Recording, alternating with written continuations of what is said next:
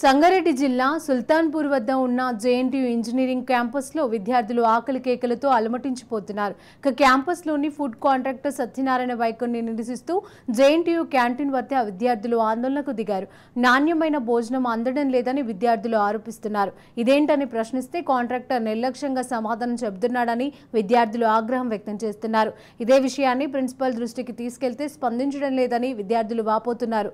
గత కొద్ది రోజులుగా ప్రతిరోజు ఉదయం ఒకే రకమైన నాణ్యత లేని అల్పాహారాన్ని వడ్డిస్తున్నారని ఆరోపించారు.